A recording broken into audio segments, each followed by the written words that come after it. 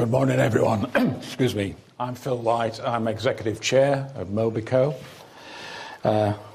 Welcome to our 2025 half-year results presentation.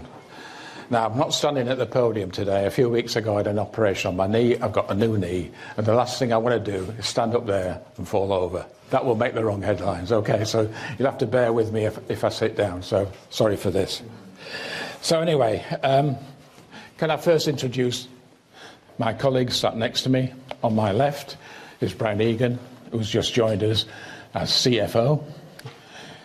Brian's got a lot of experience in many difficult businesses in many difficult countries, so he's definitely the right guy for us at the moment. You'll find that he's a very softly spoken, polite, gentle Irishman from Dublin. But believe me, don't be fooled by that. He's nothing of the sort. Anybody who worked with him in the room? Well, no, he's as absolutely hard as nails, especially when you're negotiating fees with him. Okay? So don't be fooled. On my right is Paco Iglesias. Paco is our new, well, not new, but in this year, our Group Chief Operating Officer. He's also been Chief Executive of ALSA for nearly 10 years.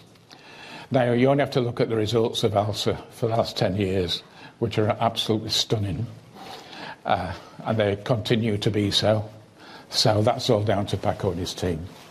Welcome. All three of us are from three different countries. We've got an Irishman, a Yorkshireman, our own country, and we've got a Spaniard.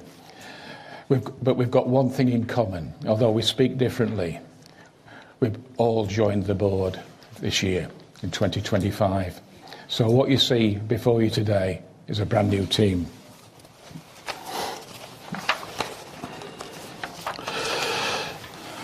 We've set ourselves various commitments. The first thing I did was go around our shareholders and speak to them and introduce myself to try and understand their thoughts on why I'd been appointed, why I'd come back. So I had to calm them down on that a bit. And when Brian came, we did a full roadshow of our lenders, our banking colleagues. And what we've said to them is that our style is perhaps different, not only from our predecessors, but probably from different countries. Going forward, we will be very open and very honest. We will communicate regularly, so hopefully there won't be any unwelcome surprises. But most importantly, we will deliver what we have promised. Now, this should be pretty easy for us, because this is how we normally work. We're normal people. So we're going to be open and honest, and probably we'll be a bit too honest at times. I'm often criticised for that.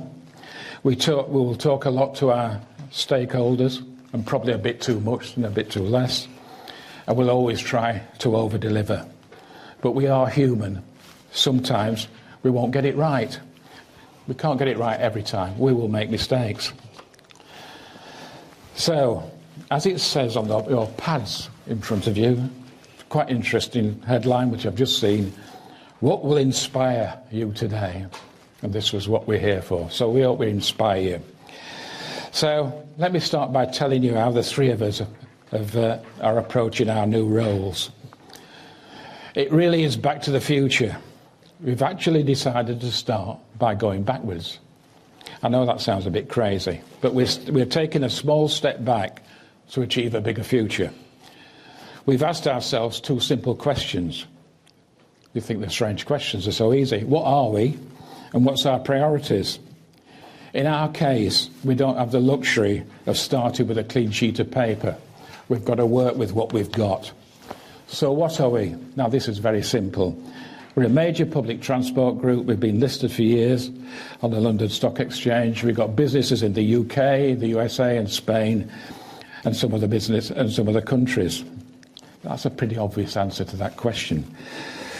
But being listed on the LSE does give us responsibilities and obligations, and we are fully aware of what our responsibilities are. The second question, what are our priorities, needs a little bit more explanation. So what I'm going to do is take you briefly through the group and all our divisions. and we're going to be absolutely open and honest with you on this. So if you look at Group first, despite having some great businesses, we're not performing as well as we would like to. We have a track record of over-promising and underperforming, and we're over-leveraged and unloved by our shareholders. They've told me that, absolutely. Despite this, there are some things that haven't changed since my first spell at National Express when I was the boss here. We still have a great team of loyal people who are committed to looking after their customers and the communities in which they work.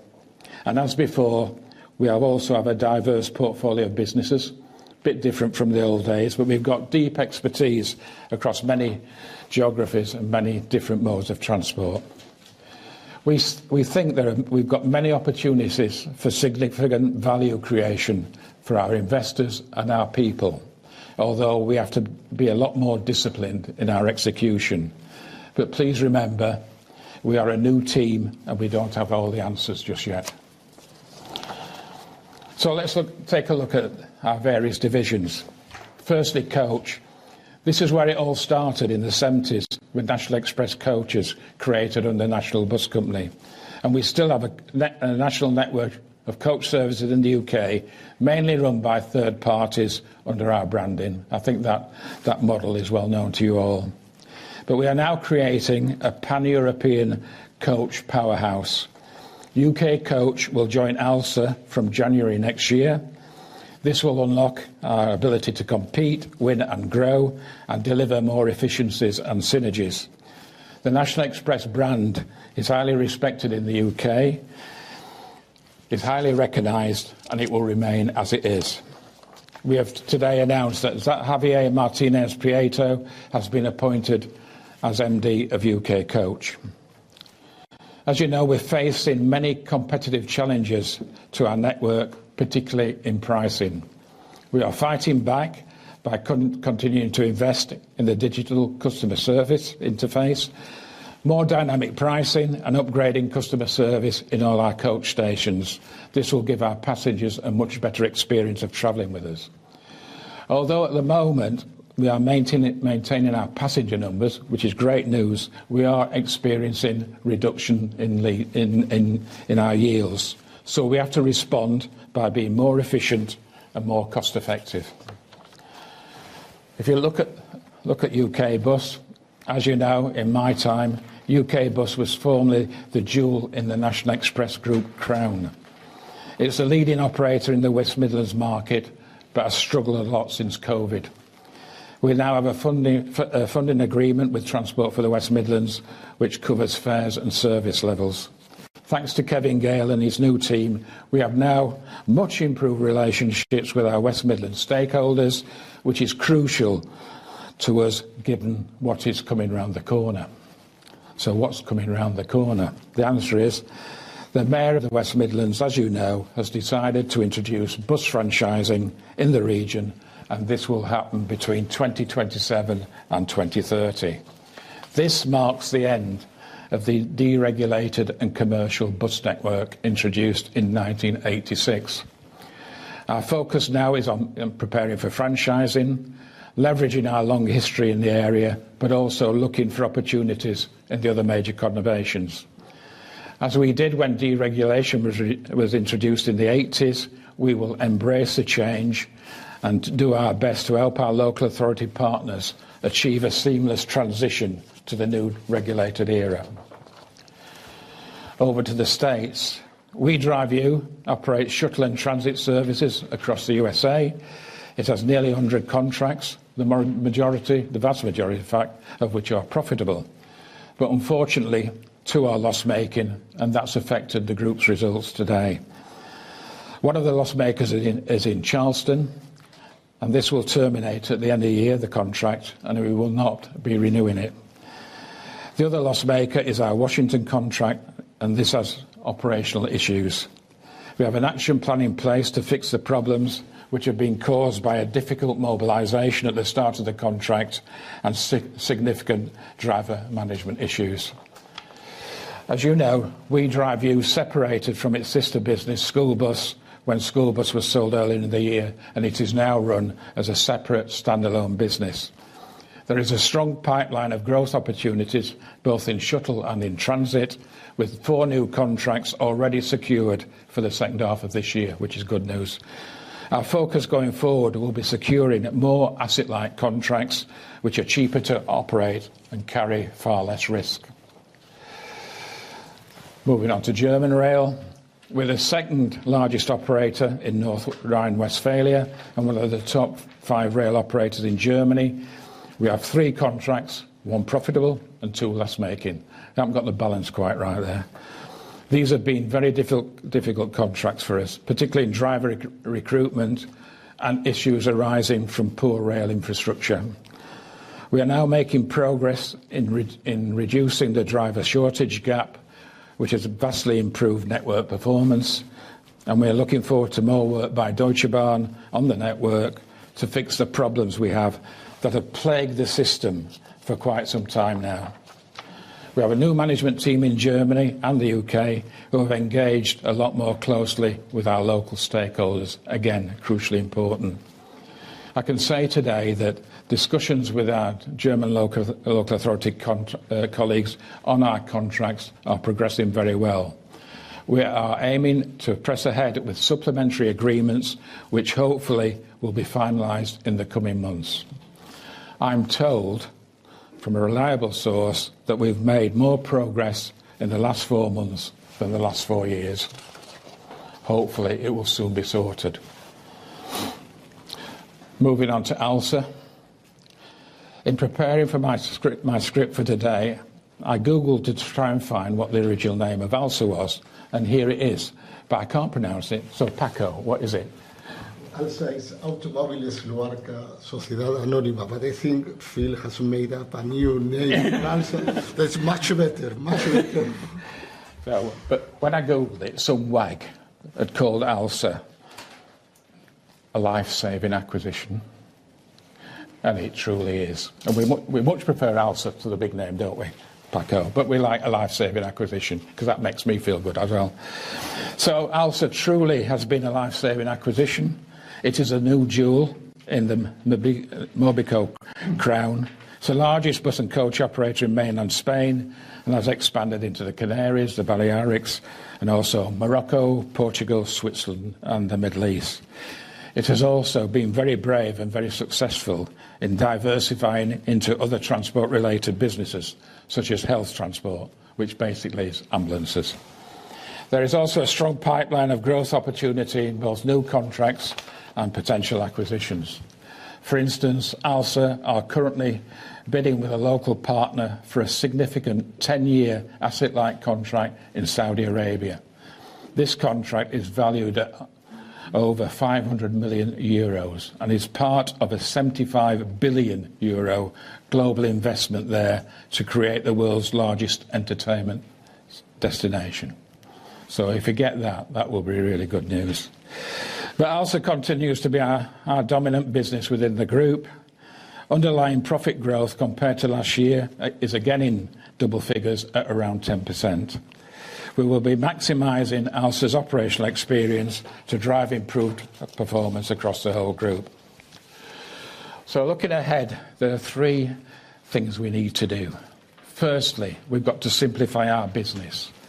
Secondly, we've got to strengthen our balance sheet. And thirdly, we've got to succeed by delivering on our promises. We've got to stop letting people down. So we're streamlining our management structure, we're attacking overheads, we're removing duplication and integrating businesses where this makes sense to do so. Sounds simple, and it is. We will strengthen our balance sheet by generating more cash, improving liquidity and reducing debt, which is far too big. We are already reviewing our CapEx and acquisition plans to get better value from our investments. Succeed. What does succeed mean? Well, I always feel the biggest motivator for people who work for us and work with us is not money. It's the success of the business. If we have a successful business, we have happy people who provide quality service for all our customers. If our people feel good about our business, they'll stay with us, fight for us, and hopefully feel even happier. And this is what I've focused on in the first few months. I'm trying to get a buzz back in the business a good feeling. But to achieve success, we've got to deliver what we've promised. And we haven't done this for quite a while, which is not good. So we've got to make our customers happy. We've got to hit our targets. We've got to generate cash to fund more investment in the business. We've got to be smarter. We can't settle for second best anymore. And we've got to achieve the right value for our investors, earn back their trust, and we want to make them love us again. So just a brief explanation of the results before I hand over to my colleague on my left. Here is a summary slide of our H1 results. You've already seen these in the RNS this morning. The good news, particularly in public transport, is the top line is still growing, up 7% in the group compared to last year. But the bottom line is not so good. We're not converting our revenue and our cash into profits, so we've got to manage our costs better.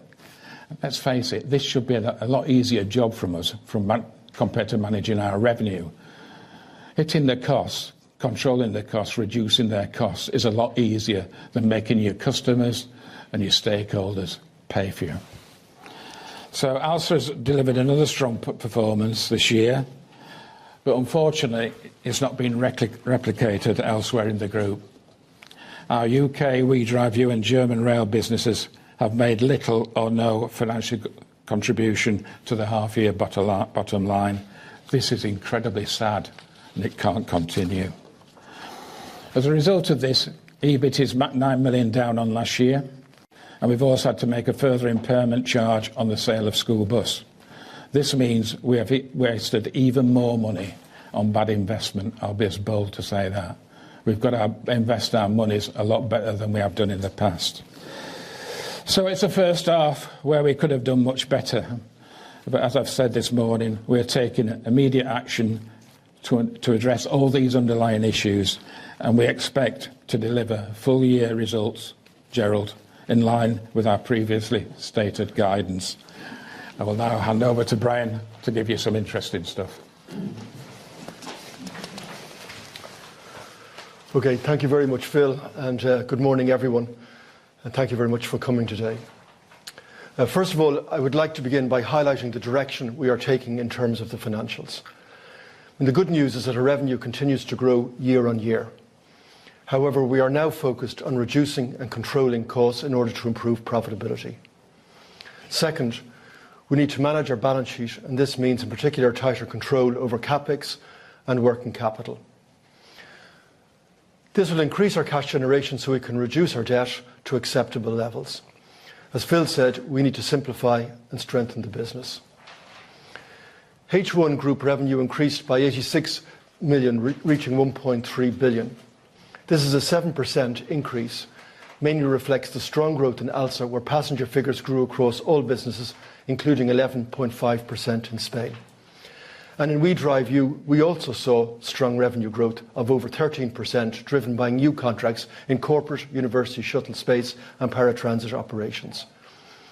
UK revenue was flat in H1 when you take into account the exit of NXTS contracts. It is important to note that the coach sector in the UK remains extremely competitive.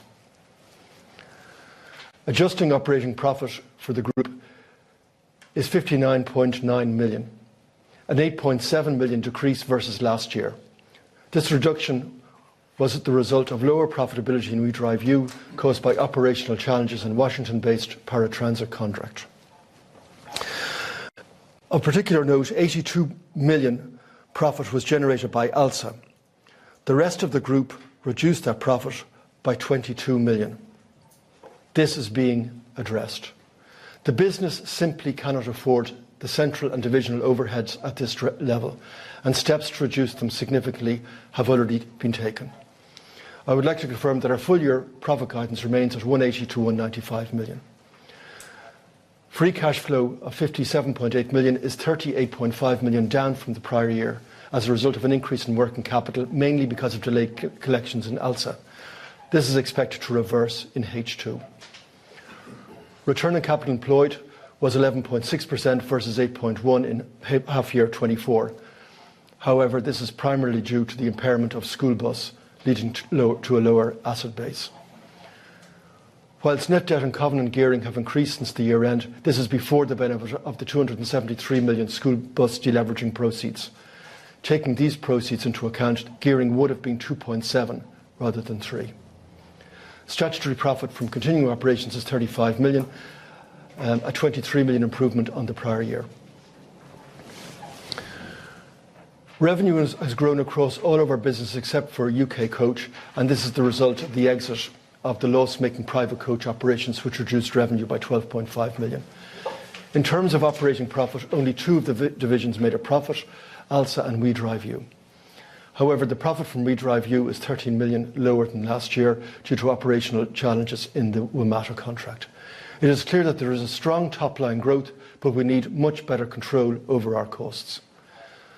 And as I mentioned before, central and divisional overheads are being reduced at present. I will now discuss our divisions in their local currencies. ALSA's continued strong performance saw a revenue increase of over 13%. Adjusted operating profit was in line with the last year, with a 9.9% increase in adjusted operating profit. There was particularly good momentum in regional, urban and long-distance markets in Spain, where revenue grew by over 10% and operating profit grew 8%. The extended Young Summer initiative has driven strong long-haul performance, which is 20% up on prior years. ALSA continues to diversify business in Spain.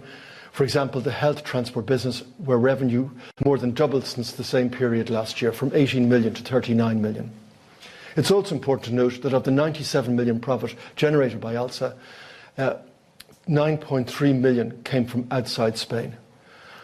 Underlying profit margin is in line with H1 when one-off settlements in regional and urban businesses in the prior year taken into account. The underlying profit growth was 11%. ALSA had a successful half year in terms of contract retention and bids for new contracts, including Andalusia, Ibiza, and the contract in Saudi Arabia that Phil mentioned earlier on.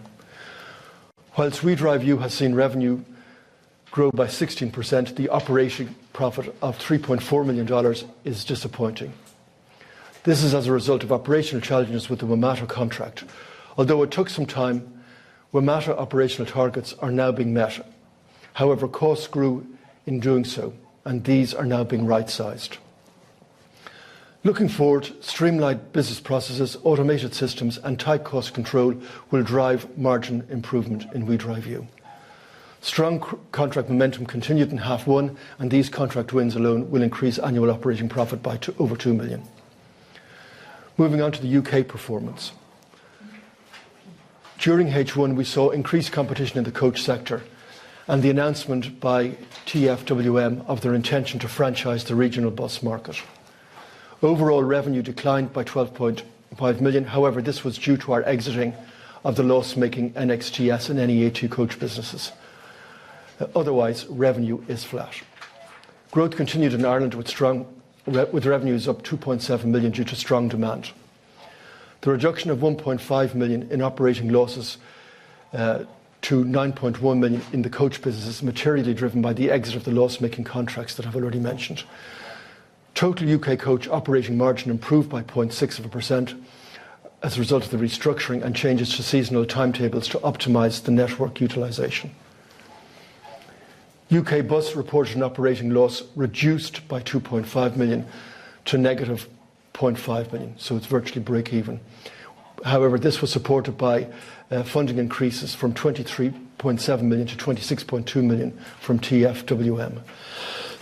To optimise business operations, a 2% network reduction commenced in May, with a 1% already in effect, and the remainder expected by September. This will improve operating profit by approximately 1.4 million. In addition, an agreed price increase of 8.6%, which was effective from the 16th of June, this is expected to generate almost £8 million in operating profit for the full year 25. Finally, turning to German rail. Our rail business in Germany performed in line with expectations, delivering a H1 turnover of 143 million, up 1.9%, and delivering an operating profit of 0.6 million. The ORX 1 and ORX 2-3 contracts are both onerous contracts with losses of 26.5 million. That's cash losses of 26.5 million, being offset by a utilisation of the onerous contract provision, which is now reduced from to 158 million at the 30th of June. Our investment in driver training is paying off with an increase of 22 drivers year to date, up to 333 drivers in total. The increased level of infrastructure works and network disruption continued to result in penalties under the contract. However, as Phil has already stated, the discussions with the German PTAs are progressing constructively and are expected to conclude in the coming months. Now looking at our cash, focusing on our cash, our operating free cash flow generation is lower by 38.5 million versus last year. This is driven by increased working capital outflow in the period. The outflow is as a result of the timing of cash collections in ALSA and is expected to reverse before the year end. Growth capital expenditure of 61.5 million has increased by 33.4. 50.8 million of this capex related to school bus. Acquisitions cash outflow of 114.9 million related to deferred consideration on the Canary bus acquisition that ALSA completed last year. In terms of net debt, the cash outflow of 44.1 million consists of 26.5 million OCP utilisation, which I mentioned previously on the German rail contracts, 17.6 million related to restructuring, the vast majority, in fact, of which relates to the school bus disposal. Adjusting items are explained in more detail in the appendix. 21.3 million of coupon payments on the hybrid instrument were made in the period, in line with prior periods. And net funds outflow for the period of 90 million resulted in adjusted net debt of 1.3 billion at the end of the period. At 30th of June, covenant gearing was 3 times. And again, as I mentioned before, this does not reflect the benefit of school bus net proceeds for the covenant deleveraging of 273 million. This would have reduced gearing to 2.7 million. But obviously the cash came in July and missed the year end. We expect full year 25 covenant gearing to be approximately 2.5 times. And that's at the 31st of December. Finally, debt maturity. At the 30th of June 25, the group had utilised 1.2 billion of committed facilities with an average maturity of 5 years. And we had cash and undrawn facilities of 700 million in total. And of course, we received the school bus deleveraging proceeds in July. 75% of our debt is fixed, with most of the floating portion due to revert to fixed by the end of the year. With the proceeds from school bus sale, we have sufficient liquidity to meet the earliest debt maturities, which are May 2027. In addition, the majority of the RCF facility has been extended to 2029. Finally, in relation to the hybrid bonds call window, which expires in Feb 26, the group will decide whether to roll the bond prior to this date. So I would now like to hand you back to Phil. So let me just summarise and conclude the presentation by telling you what we want to do with the business going forward. Please remember, we are a new team. We've got a new approach. We've got a very different style. And we've got a very simple strategy. So our first objective is to get the group right by fixing the underperforming businesses. This is an absolute must.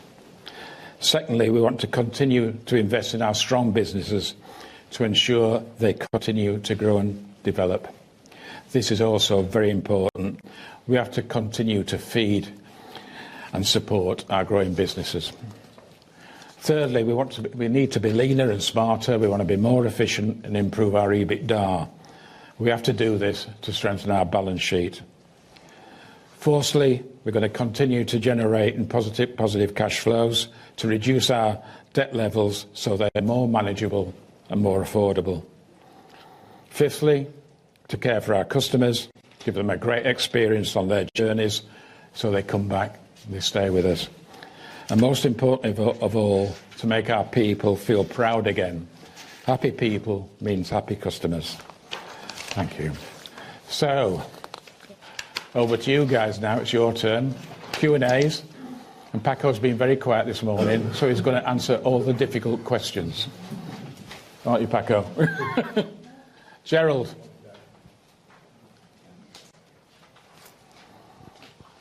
A nice easy one to get it going. Morning, everyone. Gerald Koo from Panmure Liberum. I'll start with three. Firstly, we drive you. Can you elaborate on the problem contract in Washington? You talked about inherited problems. How much of that was foreseen? How much of it was foreseeable? How do you go about fixing it, the operations, and therefore the profitability? Secondly, UK coach. What changes with, shall we say, the effective merger operationally with ALSA? What's going to be run differently, and how much can change given the fact that 80% of the operations are actually outsourced? And finally, in UK bus, what share do you think you have of the West Midlands bus market, and what opportunities might there be to extract capital or assets once franchising has run its course? Okay. We drive you first. I'll answer it generally, and perhaps Brian or Eric can come in, but Eric will correct me if I'm wrong. This was a contract in Washington. We did have a contract there already, but this opportunity gave us to secure a much, much bigger operation. We were given a very short time scale, I think a month, to mobilise it. And probably, because, hindsight's a wonderful thing on these sort of things, but we could have pushed back on that, given more time. And also, I think when you talk about an inheritance, there were also driver retentions and recruitment problems, Gerald, before we got there. And these turned out to be much bigger than we thought. So it was, first of all, the issue was understanding the financial information when we first arrived and understanding what it was telling us. And secondly, we had to tackle the driver recruitment issue very quickly because we weren't hitting our required service levels, which were incurring penalties on us, quite expensive penalties. We fixed that by recruiting more drivers. Like in Germany, we've bridged the gap. Well, probably, to be on the safe side, we've recruited more drivers than we need. So instead of incurring the penalties, we're incurring extra operational costs. So what we've got to try and achieve, and it's really what our main purpose in life is, to get the number of drivers in line with the number of buses we've got to get out every morning. So it's not rocket science. It's just getting down to the detail, managing the driver input, getting them on the buses and hitting the service and making our customer happy, which is not at the moment. All right? So it's probably a longer job than we thought. As far as ALSA is concerned and the transfer of ALSA to coach, the coach market has changed, as you know. We've got people who want more of our business than we like them to have, but that's life. There's different rules applying to disruptors coming in and how you can act to incumbents already there and how you can respond. And the balance of power under competition law is with the disruptor, not the incumbent, and you might think that's fair. How long they cream off our existing routes is another matter. They don't operate a network, these disruptors. They cream off the best routes and take our best revenue away. So we've got big issues to face. The market's changed, it won't go back, and we've got to respond by being meaner and leaner, and we can't afford the overhead costs that go with the current business. So this is why it's going to be part of ALSA to form a big pan-European coaching business. That will bring new eyes into the business. The coach operation's been operated for a long time. We bring people in who can look at things differently.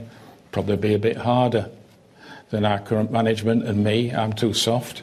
So we need somebody else coming in there, looking at the new model, using all the systems and best practices from ALSA, and really looking at the business as an acquisition. That's what we want them to do. I think what I'd like to do, if at all possible, is to become the new disruptor. And we can't do that ourselves. It's impossible. And secondly, on UK bus market share, it's big, Gerald. I don't want to quote a number, but it's bloody big, right? And, you know, there's a lot of interest. The key to success of bus re-regulation is having the vehicles and the depots. You can see that in Manchester. And I've got a long queue of strategic operators ringing me every day to buy our buses and to buy our depots. So there's a lot of interest, but I think there's better ways of doing this in the future. I think, as I said before, we didn't like deregulation, but we embraced it.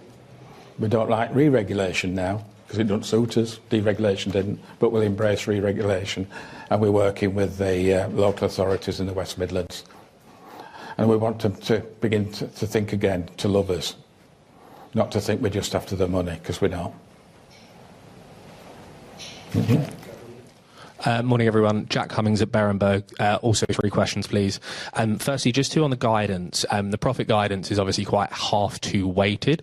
So could we just get a little bit more colour in terms of the building blocks which can get you to that half-2 profit number to hit the guidance? Then secondly, on the guidance, so obviously there's a 15 million range. What needs to happen, or what are the kind of pinch points here that could get you to the top end versus the bottom end of that guidance? And then the final question is just on the CapEx. So what goes into the decision-making process between that growth CapEx and the CapEx that's kind of to the side for small M&A versus potential cash conversion given the leverage? Thank you. Thanks, Jack. They're 3 easy ones, so I'll hand it over to Brian. So just looking at H1 versus H2, I mean, traditionally, 1/3 of the profit is H1, 2/3 H2, and that's mainly driven by the fact that particularly July and August are really big months for the business. And in fact, December is also a big month. So it really is very much in line with, if you go back over the last 2 or 3 years. In terms of delivering at the higher end of the range, I mean, I look towards Eric here. I mean, some of the critical factors, particularly We Drive You, is a big one. So if We Drive You can, manage to get the cost issue under control earlier, it's going to help us towards the higher end. If it's going to be later, then we're going to be towards the lower end. That's probably the biggest one, if I'm honest about it. The third one was, so we are looking at a CapEx, and it's a bit hard to just answer at the moment. At CapEx, we have a budget that we've agreed for CapEx over the next couple of years. The priority, obviously, is retention CapEx, and then there's a balance left, and then it depends upon, a level of flexibility around that depending on the opportunity. But one of the problems we have at the moment is that we are quite constrained because of our debt position. But the priority is, number one, is retention CapEx. Then there is an amount left over, and then we look at the returns depending on whether it's a contract bid. And there are a couple of good opportunities, in fact, that we're looking at present, or certainly that ALSA is looking at the moment. But that will depend on the return of both of those. Thanks. Hi, it's Alex Paterson from Peel Hunt. As I'm greedy, can I ask 4 questions, please? But they're all very simple ones. That's fine. My condition. First question is, just before the North American school bus deal closed, you were talking about leverage being fairly flat year on year. You're now saying 2.5 times. Can you just say what's driven that improvement, please? Secondly, in the UK bus, can you say what sort of proportion of your fleet is owned? Because I know you've got some of it through Zenobē, and I'm not quite sure what those proportions are now. And thirdly, on Germany, can you say, has the group given any guarantees over the German rail losses?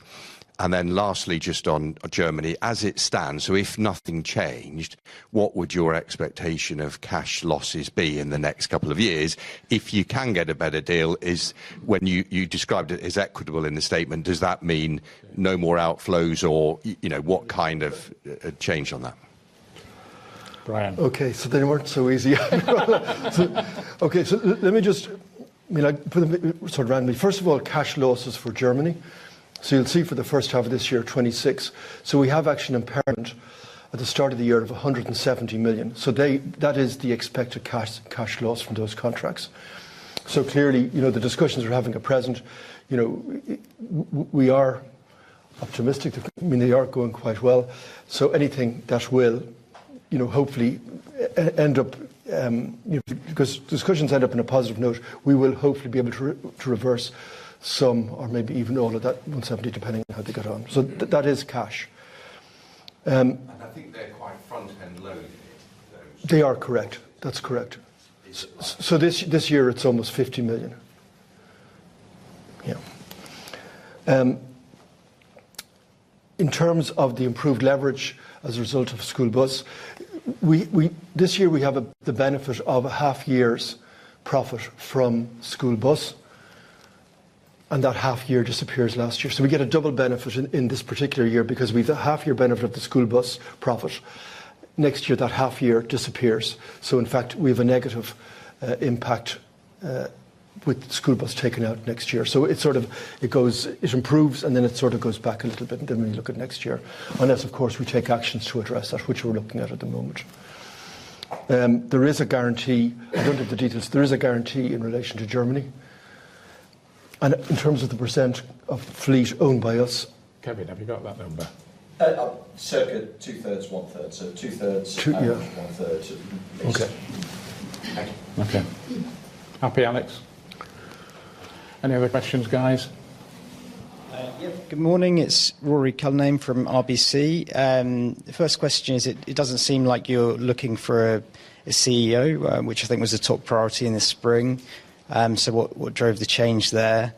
Secondly, could you touch on options to delever? Would that be, non-core disposals? What could be on the cards, given the potential upward pressure to leverage in full year 26 as school bus EBITDA drops off?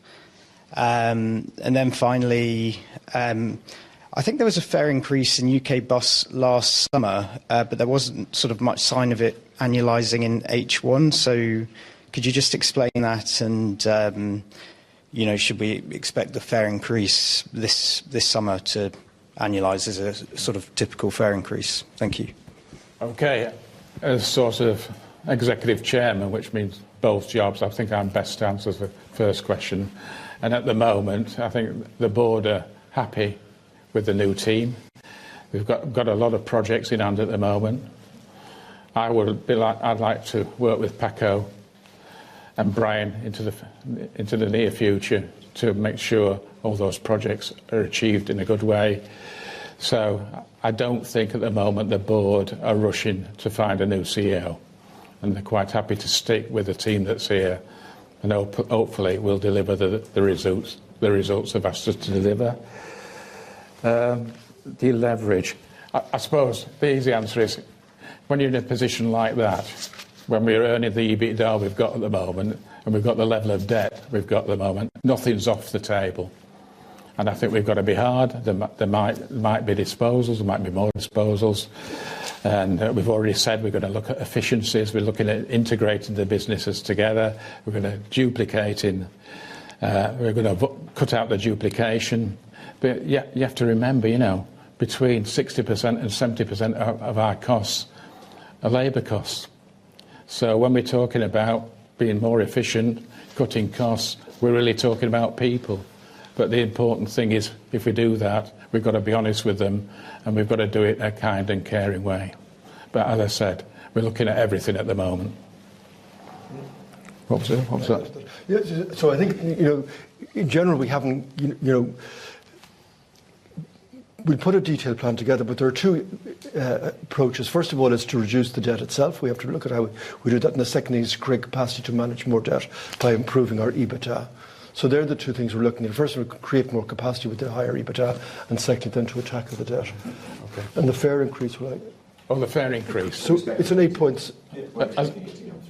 Sorry? We are expecting the fare increase to flow through. Right, when did we implement it, Kevin? The end of June. Oh, it's end of June, so that's pretty early. And for this year, it's the largest increase. It's 8.6%, so it's a big one. So it's going to be interesting to see how the customers react to it. So the expectation is a 7.5 million impact. Yeah, and I think Kevin will agree with me. We've spent too many years when you get a funding agreement with it, but you don't get it for nothing. So to get that funding agreement, which is saving us at the moment, they control our service levels and our fares. But it's the first fares increase we've had in how many years, Kevin? It's the first substantial increase in 5 years. So it's a big one. So it's going to be interesting to see whether we land it.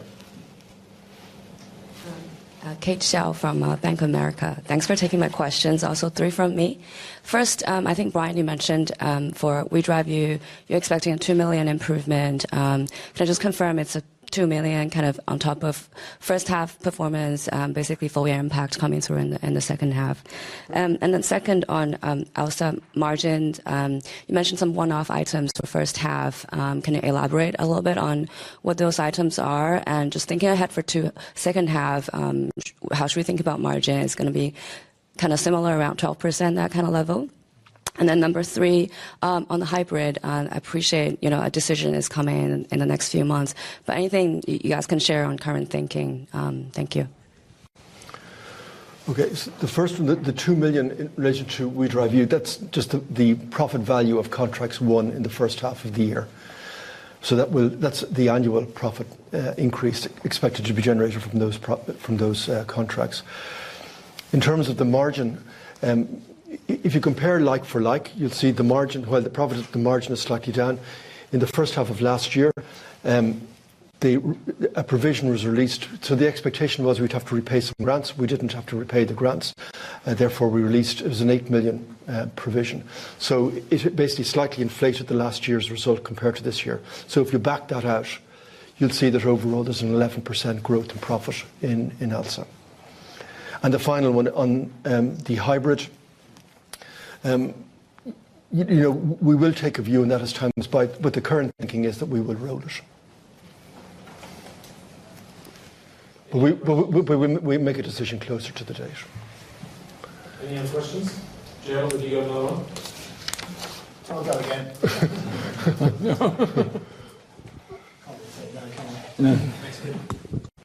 Gerald Kidd from Pamela Liberum again. German Rail.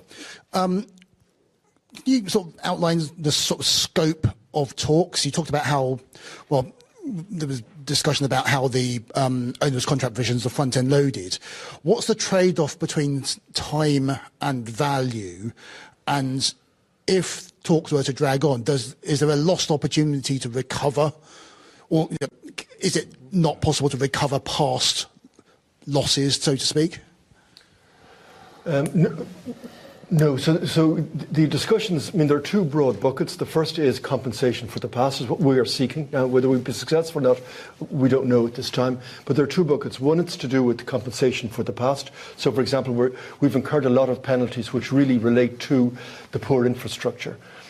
And then the second bit is in terms of profitability going forward.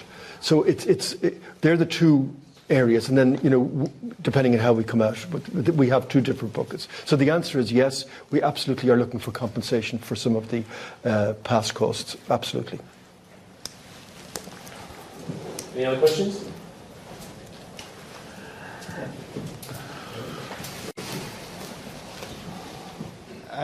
Rory Cullinan, RBC again. Just is there any growth angle to incorporating a UK coach within ALSA? Obviously, there's a mention of making it a pan-European powerhouse, or is it mostly about best practice?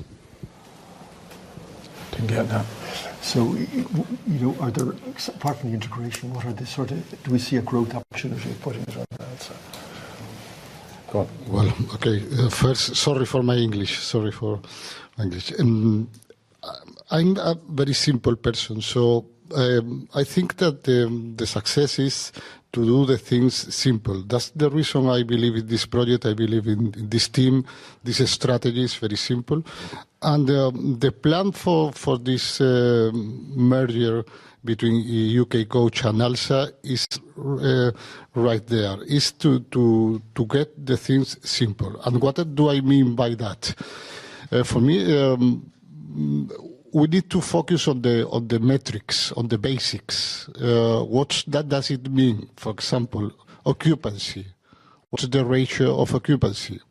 That can we improve that? For sure, I think. For example, customers.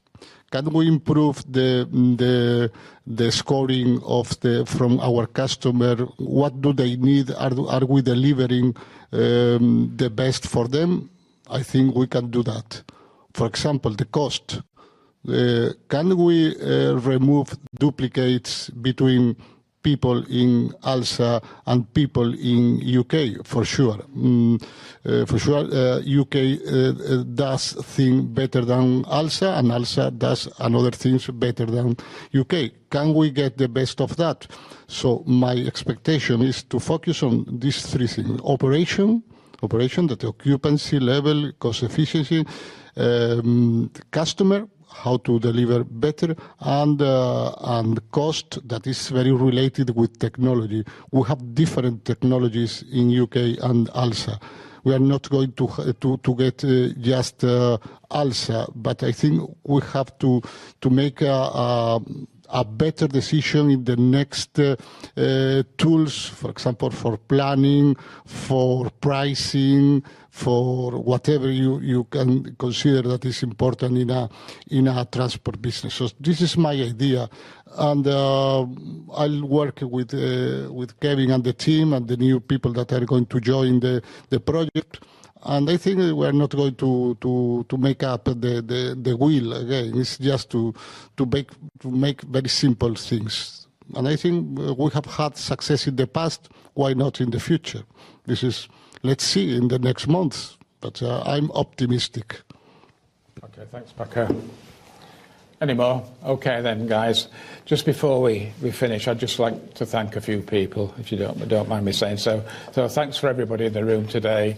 And thanks for all the people who have dialed in to listen and see the presentation. I would also like to thank our fantastic advisors who make us think differently and help us to really explain our strategy to everybody, our shareholders and our lenders. Thank you to all the people at the centre and any of our divisions who work so hard. We deliver what they're doing. They've worked incredibly hard over the last few weeks in getting the results in order and the presentation so we can explain the results to guys like you and people on the phone. But I'd also say a special thank you for two people. First of all, thank you for the RMT for being so caring again and looking after all your customers in London. You do a great job of that. And thank you to a writer in the Sunday Times called Rod Liddell. I don't know whether you saw it over the weekend, but he was comparing various accents in the north of England and how nice Geordie and Cleveland accents were. Lovely to hear. But he described the Yorkshire accent, quote, as a pantomime agglomeration of belched arrogance, right? So thank you for listening to my belched arrogance this morning. I really appreciate it. Now, going forward, we're going to update you later in the year. This will include a strategic update on ALSA, and we'll do that quite a comprehensive presentation on that to you. And secondly, we'll bring you up to date on the progress we're making and efforts to improve our efficiency and to increase our EBITDA, things that have formed such a huge part of the presentation this morning. So great to see you all. Have a safe journey back to work or back to home. Avoid the tube. Give a big kiss to RMT, and we'll see you soon. Thank you.